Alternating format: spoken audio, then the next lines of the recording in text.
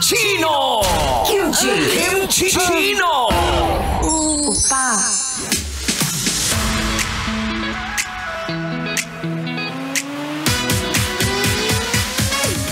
Mahal, mahal, mahal! Ako yung nagbabalik para ilayo ka sa panandaliang tao. At ako ang kapalit. Huy! Anyway, sabi ko kanina, share ko sa iyo ang 3 signs ng panandaliang tao lang yan. Diba? So sabi ko kanina, una, panandaliang tao lang yan kapag hindi consistent ang communication niya. O eto na, ang pangalawang palatandaan. Kumbaga, panandaliang tao lang yan kapag takot sa salitang commitment. Nako po.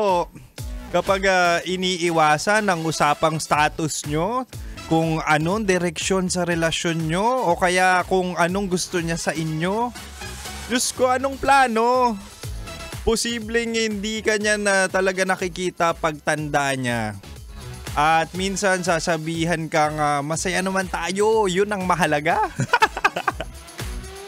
Hala ka, kaya ngayon pa lang, umiyak ka na tapos mag-move on ka na. Alam ko yan. Isa rin po si Kim Chino sa mga nabiktima ng mga salitang masaya naman tayo, hayaan mo na. Isa rin si Kim Chino sa mga sinaktan ng mga panandaliang tao. Huy! Kaya mahal, subukan mong sumugal sa mga singkit. Yung mga willing kang sungkitin sa mga panandaliang tao na yan.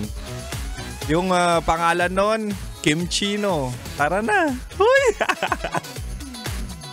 Anyway, mahal, makakasama pa rin ako hanggang 9 PM. Kaya naman, dito ka lang, di ba? Dito ka lang sa akin. Dito ka lang sa 90.7 Love Radio.